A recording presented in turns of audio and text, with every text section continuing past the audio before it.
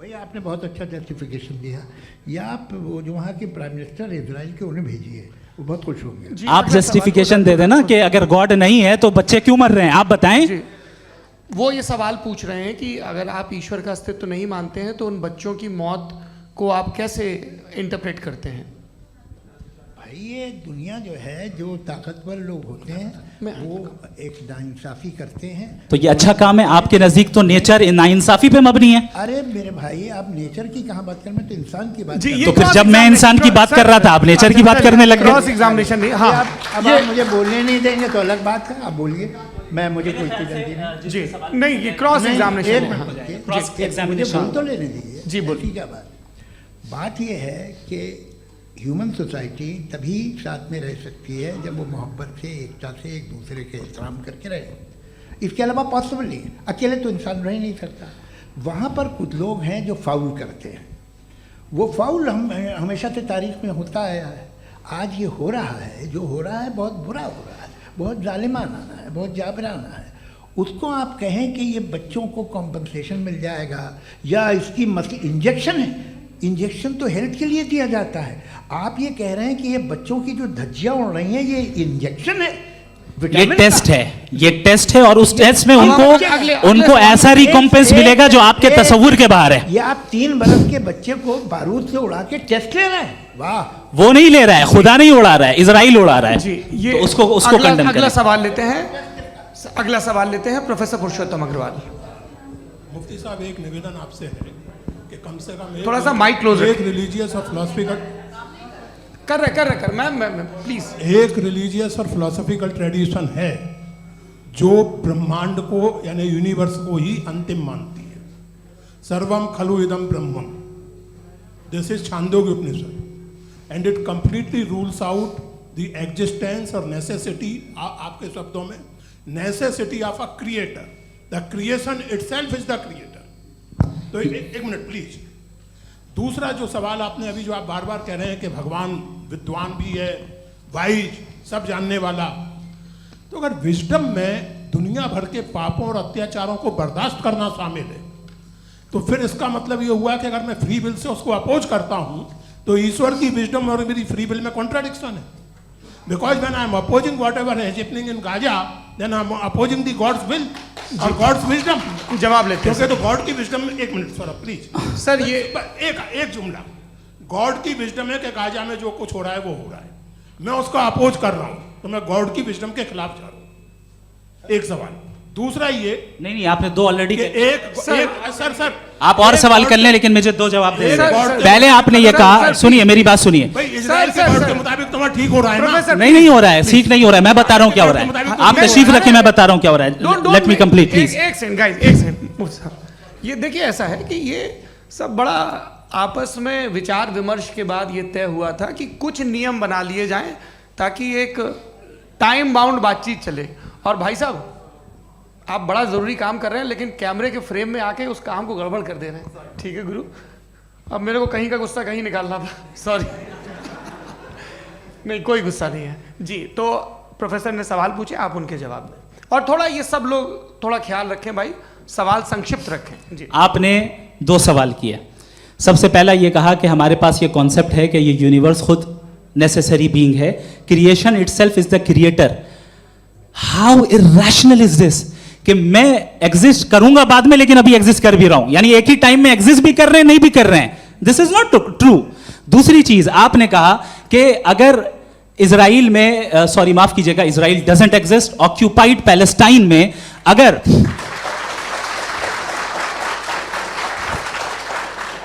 Occupied Palestine में बच्चों को मारा जा रहा है फ्री विल की वजह से और गॉड नहीं रोक रहा, ये कॉन्ट्राडिक्शन है। ये बताइए कि एक एग्जाम में एक बच्चा गलत आंसर लिख रहा है, सुनिए, एग्जामिनर चाहे तो रोक सकता है, क्यों नहीं रोक रहा है? ये कॉन्ट्राडिक्शन है, ये कॉन्ट्राडिक्शन नहीं है। नहीं सर, ये आपस में जी, ये क्या आपका सवाल? माइक दीजिए। फ्री विल दिया गया है टेस्ट के लिए, अकाउंटेबिलिटी के लिए। अगर फ्री विल नहीं होता तो आप कहते हैं हमें रोबोट बना दिया गया। नॉट मिसरिप्रेजेंट माय पोजीशन, आपकी जो भी पोजीशन, मैं अपनी फ्री विल के नाते, अपने ह्यूमन विजडम के नाते गाजा में हो रही अत्याचार का विरोध करता हूँ। बिल्कुल करना चाहिए। आपके हिसाब से मैं गॉड की विजडम का विरोध कर रहा हूँ? बिल्कुल नहीं, समाज हो रहा है गॉड की, बिल्कुल भी नहीं, बिल्कुल भी नहीं। उसका वहां पर गाजा में कत्ल होना ये इंसानों के गलत इस्तेमाल का नतीजा है, फ्री विल के इस्तेमाल का नतीजा है। गॉड इसका हुक्म नहीं देता, उससे रोकता है। यही तो मसला है ना, आपके लिए कॉन्सेप्ट क्लियर नहीं नहीं भाई, आपने तो बताया था इंजेक्शन लगाने से बच्चे को तकलीफ होती है, ये इंजेक्शन लगा। सर आप ऐसे रेटोरिक स्टेटमेंट दे तब तो कोई नहीं, मसला नहीं आपने समझते बोला कि रहेंगे। Injection this is a rhetoric statement, this is not a logical argument sir. I am sorry, I am ये सॉरी। आखिरी 30 मिनट बड़े मुश्किल होने वाले हैं। जी मुफ्ती साहब आगे बैठे हैं, इनको माइक दीजिए। हाँ तरुण, माइक आप अपने पास रखिए, आपको कैमरे का फ्रेम पता है। जी सबसे पहले दोनों को मुबारकबाद। एक सर अपना आप नाम बता दें। मेरा आप अमेरिका में शिकागो में रहते हैं, इतना मुझे याद है। पता है आपको, यासिर नदीम अलवाजदी मेरा नाम है। जावेद सर आपसे एक क्वेश्चन है इन्फिनिट रिग्रेस के ताल्लुक से। एक हाइपोथेटिकल सिनेरियो है, मसलन अगर आप सर माइक थोड़ा सा प्लीज क्लोज रखिए। ओके। जी अगर आप शायर इसलिए हैं कि आपके कोई उस्ताद शायर थे, और वो इसलिए शायर थे कि उनके कोई उस्ताद शायर थे, और इसी तरीके से हम माजी में पीछे चलते चलते चले जाएं और कहीं ना रुके, तो माफ कीजिएगा आप कभी शायर नहीं हो सकते। लेकिन आप शायर हैं, आपका शायर एग्जिस्ट करता है, इसका मतलब ये है कि आप कहीं ना कहीं रुके हैं। तो मेरा सवाल ये है कि क्या आप इन्फिनिट रिग्रेस ऑफ कॉजेस को लॉजिकल फैलेसी मानते हैं या नहीं मानते? हाँ या ना? मैं इन्हें लॉजिकल फैलेसी नहीं मानता हूँ, लेकिन मेरा प्रॉब्लम यह है कि जब मैं नहीं मानता हूँ तो I will continue with this logic जो फैलेसी नहीं हो। आप एक जगह रुक जाते हैं जाके, आप कहते हैं ये गेंद कैसे बनी, ये जजीरा कैसे बना, ये समंदर कैसे बना, ये ज़मीन कैसे बनी, और अचानक गॉड पे जाके आपको ब्रेक लग जाता है। एक बार आप सवाल नहीं करते कि भाई इनको बनाने वाला तो इनसे भी कॉम्प्लिकेटेड होगा, वो कैसे बना, उसके बारे में आपने इत्मीनान कर लिया, वो हमेशा से है। तो अगर आप उसे हमेशा से मानते हैं तो फिर ये मान लीजिए कि कायनात हमेशा से है, क्या तकलीफ फिर हम वजूद में नहीं आते जी है? हम मौजूद नहीं। अच्छा सर क्यों नहीं हो मैं सकते? बताऊंगा प्लीज प्लीज। जैसे मैंने मिसाल दी आपके शेर की। आपका शेर कभी वजूद में ना आता अगर शायर इसी तरह चलते रहते हमेशा। जी माइक मेरे ख्याल से एक सेकंड, इन्फिनिट रिग्रेस का कॉन्सेप्ट क्लियर नहीं हो पाया, ऐसे रहने दें, लेट्स मूव ऑन सर। ठीक है। हाँ थोड़ा सा मॉडरेटर का भी ख्याल रखें। नहीं आपने तो रखा है, आपने रखा है। यहाँ पे गौहर रजा साहब हैं, वो भी एक सवाल पूछना चाहते हैं। माइक यार नीचे से ऑन कर दिए, नीचे। पहले तो ये कह दूं कि मैं उन बच्चों से शर्मिंदा हूं जिनको गज़ा में कत्ल किया गया, क्योंकि हमारे होते हुए कत्ल किया गया। लेकिन उससे ज़्यादा शर्मिंदगी इस बात से हुई कि मुझे लगा कि मुफ्ती साहब उसको जस्टिफाई कर रहे हैं। बिल्कुल भी नहीं, आप बहुत ही गलत मुझे बात लगा कह- मैं गलत हो सकता हूं। बिल्कुल गलत मैं है। सवाल पूछ रहा हूं। सवाल मैं देखिए, सवाल अगर पूछ रहा हूं। एक सेकंड, मैं जावेद भाई गौर से साहब, एक डिसएग्री सेकंड, गौर करता साहब, हूं। एक सेकंड देखिए, अगर देखिए ऐसा एक सेकंड आप सर वेट अरे आप कुछ मेरे पहले मुझे अपनी बात कह लेने दीजिए। अगर ऑडियंस तय करेगी तो फिर मॉडरेटर का मतलब नहीं। मेरा आप सबसे ये कहना है, ये बहस दो लोगों के बीच में है, एक तरफ मुफ्ती साहब, एक तरफ जावेद साहब। पिछले 1.5 घंटे से ये लोग अपने अपने तर्क रख रहे हैं। आपकी इनसे इत्तेफाकी हो सकती है, ना इत्तेफाकी हो सकती है। मेरे उस्ताद मुझे सिखा गए हैं कि मुखामुखम में असहमति की गुंजाइश बची रहनी चाहिए।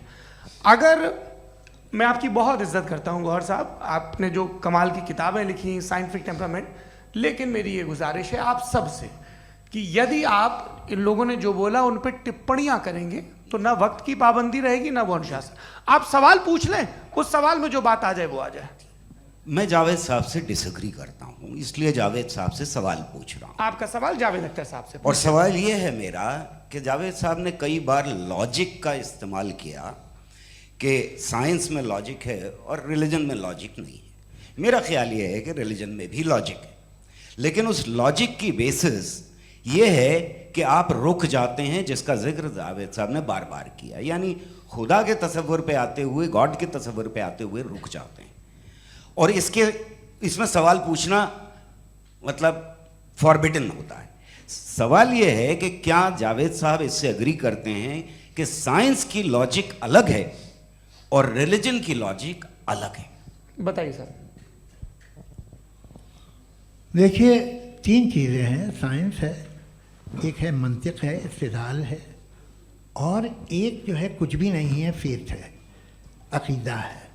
मैं अकीदे की लॉजिक का कायल नहीं हूँ। मुझे आप इस्तिदलाल से, लॉजिक से, रीज़न से समझाइए, मैं मानने को तैयार हूँ, मेरा क्या नुकसान होगा। लेकिन ये कि अकीदे पे मैं नहीं जा सकता हूँ। अकीदे का मतलब है कि तुम ये मान लो, सवाल ना करो, ये नहीं। आप सारी बातें करके, बड़ी साइंटिफिक बातें करके एक जगह जाके खुदा के वजूद पे रुक जाते हैं, सरेंडर कर देते हैं। मैं सरेंडर करने को तैयार नहीं। That's all. जी, ये आगे सर बैठे हुए हैं, इनको माइक दीजिए। भाई वो आप पूछना चाह रहे थे ना भाई? हाँ, नहीं मैं ये थैंक यू। जी, आपका नाम? आसिम इफ्तिखार। आसिम जी, पूछिए।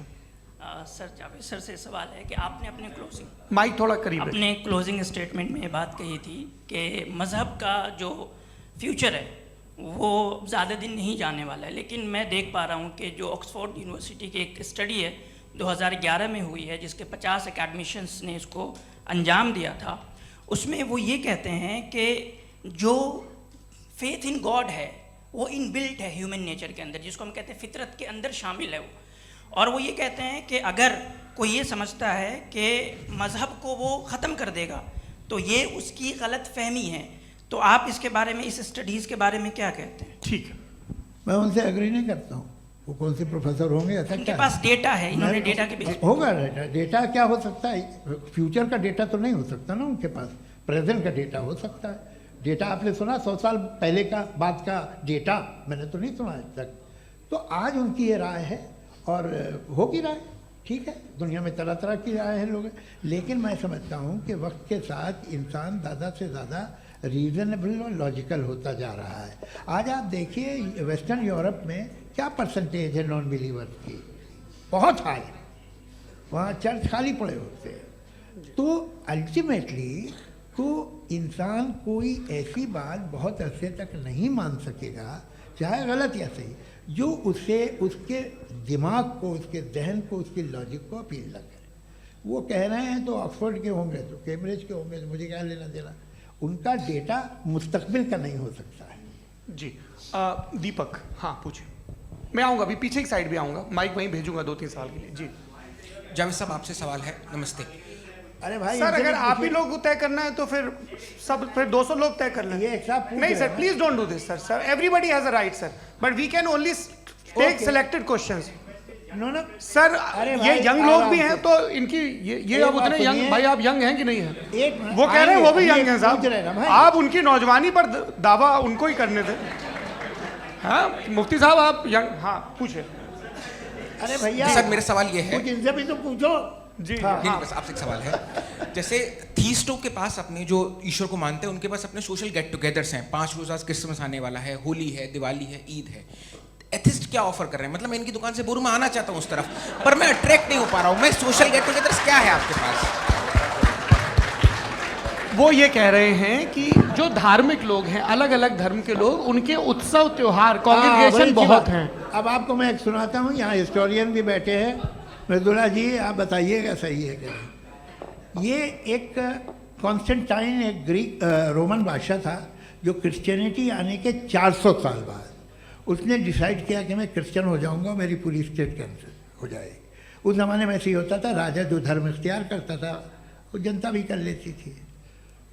इसलिए कि वो हो गया था बैंकरप्ट, और उसे जो मेडिटेरियन कोस्ट के रिच क्रिश्चियन वो थे मर्चेंट, उससे पैसा चाहिए था। तो उसने कहा यार क्रिश्चियन हो जाओ। तो उसने अपने वजीर से कहा कि भाई ये हिस्ट्री है कि अब हम लोग क्रिश्चियन हो जाते हैं। पहले सर हो जाएंगे, कोई प्रॉब्लम नहीं है, लेकिन एक प्रॉब्लम ये है कि 17 दिसंबर से 25 दिसंबर तक जो पेगन फेस्टिवल होता, जो पेगन जो फेस्टिवल होता है वो बंद हो जाएगा, इसलिए कि हम क्रिश्चियन हो गए तो होगा नहीं। तो वो बच्चों को बहुत बुरा लगेगा, पब्लिक को बहुत इन्जॉय करते हैं, ख़ासतौर से 25 को मेन डे। उसने कहा हाँ ये तो सही कह रहे हो। ये जीसस क्राइस्ट की पैदाइश कब थी? पहले साहब वो अप्रैल में थी। नहीं, कट करो, वो 25 दिसंबर को है। ये हकीकत है। और 400 साल बाद क्रिश्चियनिटी के अप्रैल से दिसंबर ले आए, और इसलिए कि यहाँ पेगन फेस्टिवल होता था। अब मनाते हैं आप आराम से। ये जो सारे फेस्टिवल हैं ये रिलीजन से, हर एक को एक इंटरटेनमेंट डिपार्टमेंट चाहिए होता है अपनी कंपनी चलाने के लिए। तो ये रिलीजन नहीं, ये सेकुलर त्योहार थे जिन्हें रिलीजन्स ने ले लिया है। ये मौसम के थे, फसलों के थे, किसानों के थे, उसको आपने लेके रिलीजियस रंग दे दिया। ये कोई रिलीजन से थोड़ी आए हैं आप। अच्छा हमें देखिए, हम तो मुल्द हैं, हम ईद मनाते हैं, हम दिवाली मनाते हैं, हम होली मनाते हैं, हम क्रिसमस मनाते हैं। बम्बई की फिल्म इंडस्ट्री की सबसे बड़ी होली हमारे घर में होती है, सबसे बड़ी ईद हमारे घर में होती है। वो हमारी सोशल वो है, हमारा हेरिटेज है। ऐसा थोड़ी है कि we will throw the baby along with the water. ये तो अच्छी चीज़ है, इन्हें रखो, जो बेकार है फेंक दो। जी हाँ। हेलो जी, मेरा सवाल नादवी जी से है।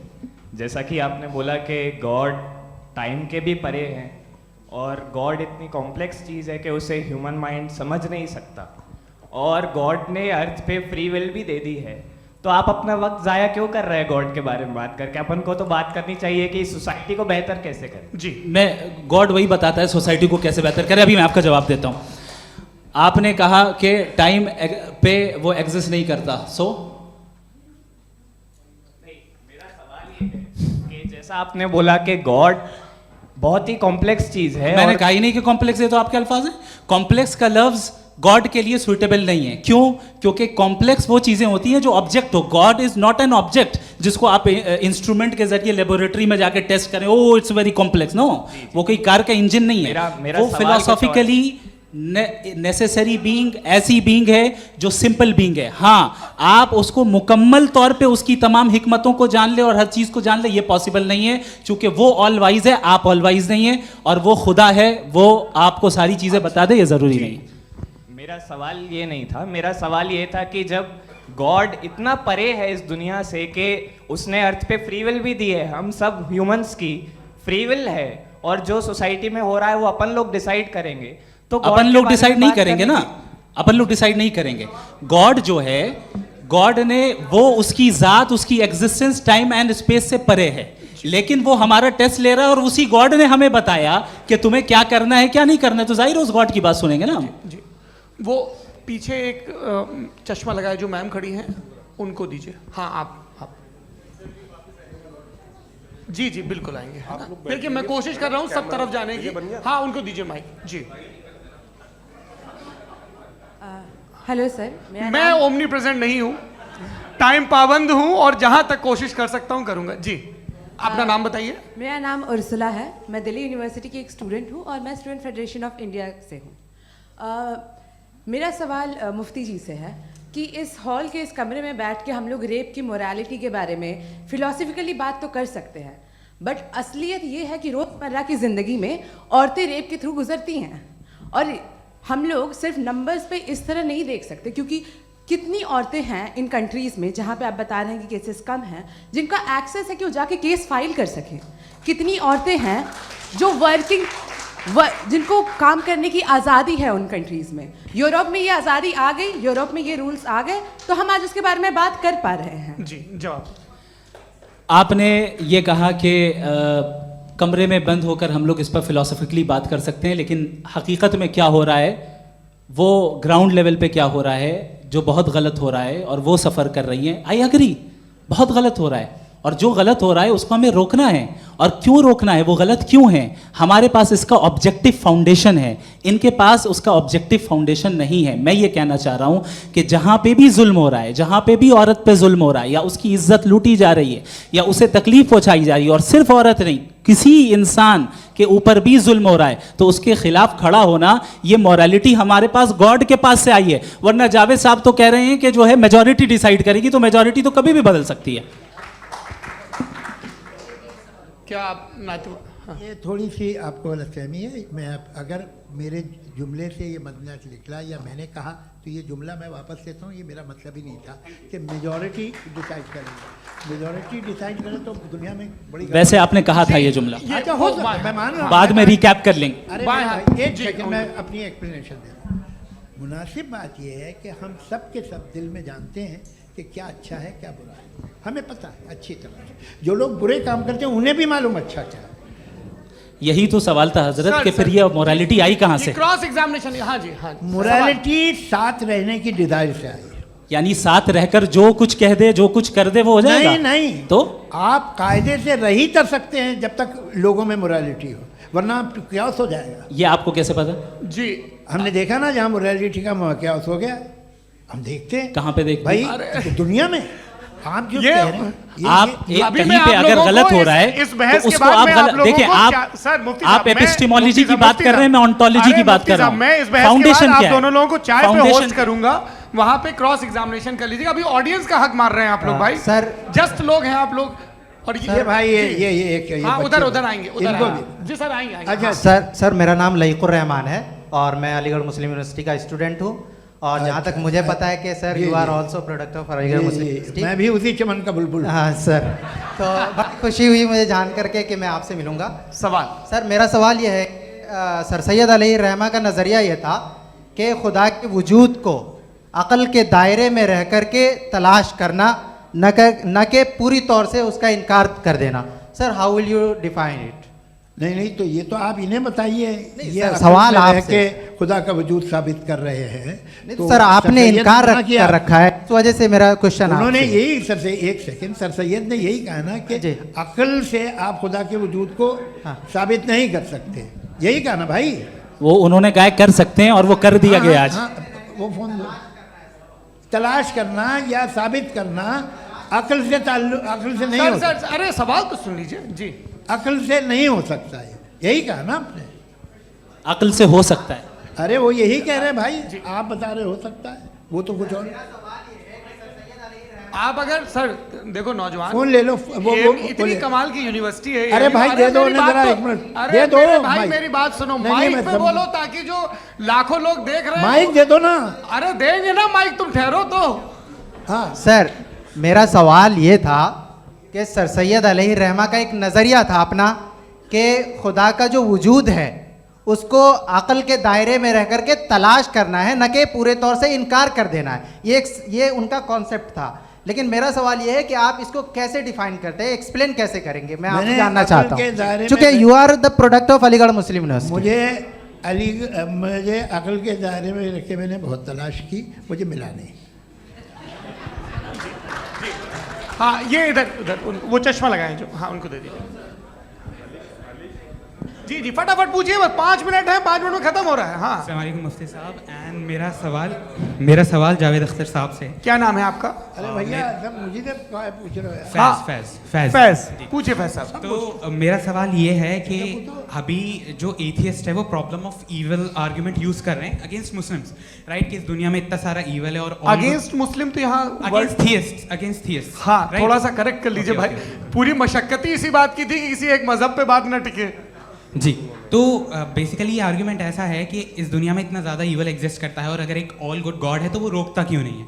लेकिन इस सवाल में एक हिडन अजम्पशन ये है कि इस दुनिया में ईवल एग्जिस्ट करता है। अब एथियस्ट ये कैसे ऑन्टोलॉजिकली प्रूव कर सकते हैं कि इस दुनिया में ईवल एग्जिस्ट करता है? मैं आपको बताता हूँ, थोड़ा सा समझा। नहीं सर आप हम लोग इनको सुनने आए। नहीं please don't do that. I want to explain ontologically. नहीं हम समझ गए सर, इनको अब जवाब देने दीजिए। अच्छा सवाल पूछ लो। मैं अभी तक क्या था वो मैं थोड़ा सा ऐड ऑन कर लेता हूँ। तुम गुरु, तो हम जब इसका राउंड 13 करेंगे ना तब तुमको स्टेज पे बिठाएंगे। जी तो हाँ जल्दी से। तो देखिए एथियज्म के हिसाब से सब कुछ रैंडमली बन गया है, सब कुछ एटम्स और मॉलिक्यूल्स है। एक पत्थर में और मुझ में सिर्फ इतना फर्क है कि हम लोग एटम्स और मॉलिक्यूल्स का अलग अलग रीअरेंजमेंट है। अब एक पत्थर को कोई इंसान तलवार से 2 टुकड़ों में काट दे या मुझे, according to atheism it is same. There is no evil and good according to atheism. जी अच्छा फैज साहब का सवाल ये है कि हाँ कोशिश भी करते तो इससे गलत सवाल नहीं कर पाते। एक लाइफ फॉर्म है और लाइफ फॉर्म में फीलिंग्स हैं, मतलब लाइफ फॉर्म सुनता है, देखता है, टेस्ट कर सकता है, फील कर सकता है। तो उसकी जो ये जो क्वालिटी इस बबल में आ गई हैं वो जानवर में भी है, इंसान में भी है। तो जाहिर है कि उसे कोई तकलीफ पहुंचेगी, तो चूंकि उसके पास वो सेंसिटिविटी है तो मैं करेगा। पत्थर में वो सेंसिटिविटी नहीं है। तो ये क्या सवाल हुआ कि अगर पत्थर को काटा तो पत्थर को तकलीफ नहीं होती, तो आपको काटे तो आपको क्यों तकलीफ हो? बैठ जाइए। जी हाँ अगला सवाल। हाँ पूछिए। जी जावेद अख्तर साहब। अरे भैया सब आप लोग मुफ्ती साहब को छोड़ रहे हैं, मेरे ही पीछे पड़े हैं क्या? फिर चलो बोलो भाई। You asked how God can exist when children die in Gaza. हाँ you asked how God can exist when children die in Gaza, and you also mentioned the rise of atheism in Europe. But the same events also are leading many atheists and non-believers to turn towards faith.